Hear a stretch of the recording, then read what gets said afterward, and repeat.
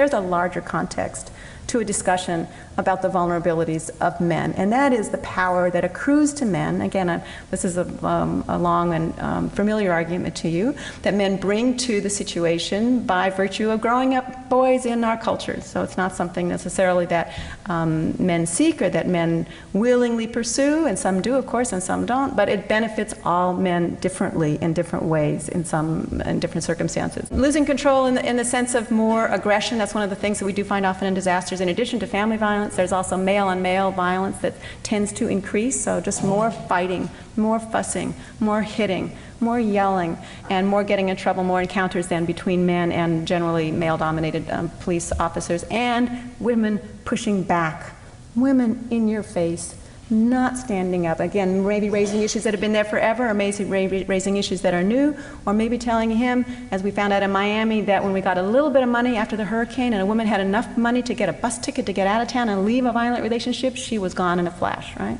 So pushback, there's an opportunity for things to really radically change.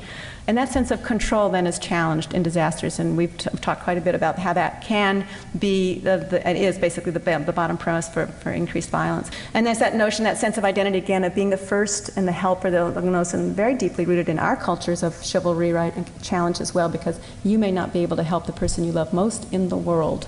And that's very hurtful. You may not be able to make sense of the world. The men have a sense of being on top of the world, of being somehow or other the interpreter of the cultural world to children, and often sometimes to women. But disasters transform that radically. So if you're no longer able to tell the story, to tell the cogent story of what's going on, where do you go? Who has what resources? What are we going to do next, dear? It is very important that we as a society acknowledge that men have a tendency to isolate themselves rather than to seek help. And there are some very clear findings from the Black Saturday fires where it was seen that women would get together, whether it was a knitting group or a cooking group, they would get together, they would talk and laugh and cry together, and they would simply have a voice amongst themselves to try and come to terms with the devastation that they were experiencing all around them. Men more often got really busy in the sheds or out in the fields, digging holes, repairing the fences on their own.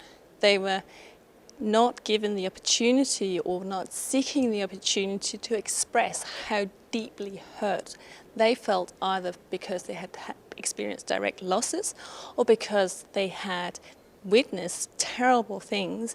And invariably, because of how our society perceives men as the carers and the protectors, often they felt guilty, even though they were by no means to blame more than anyone else in their society for what happened.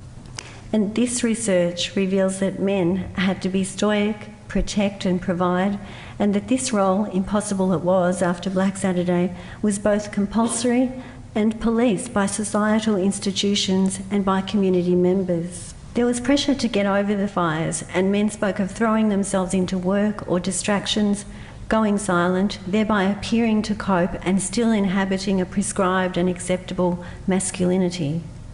They described avoiding certain conversations, avoiding certain people, even becoming reclusive, so as not to have to express their feelings about what happened on Black Saturday and risk breaking down.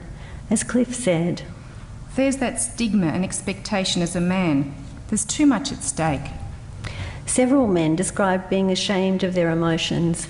Rod said, "I feel it's quite stupid of me to be showing such emotion even after all this time. You've got to get over it, don't you? I'm sure that a woman could get away with it a lot easier than a man."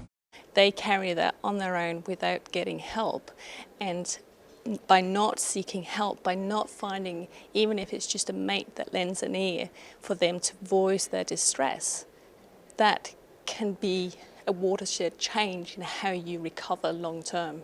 She asked me if I'm okay, and in hindsight, that's the first point that I make my first mistake. I say I am. I say I'm fine and I don't want to talk about it. And I block her out. He's unravelling all the time. I can feel his frayed edges, and I try to get him help, but I'm banned from talking to his work. He's afraid he'll lose his job. Equally, there was a policing of male behaviour for men in emergency services, with consequences for not coping.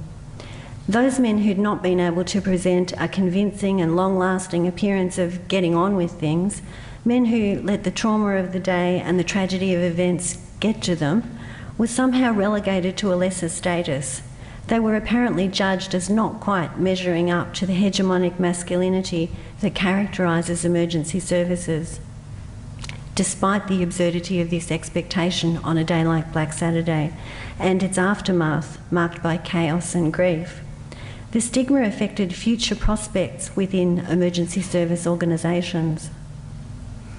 Stuart said, "When the works coordinator was away, I used to be on higher duties. But when I took that month off, which I took off as stress leave, ever since, there's been nothing." And Luke asked, "Where do you go? What do you do as a bloke? You're meant to be the tough, strong one, aren't you?"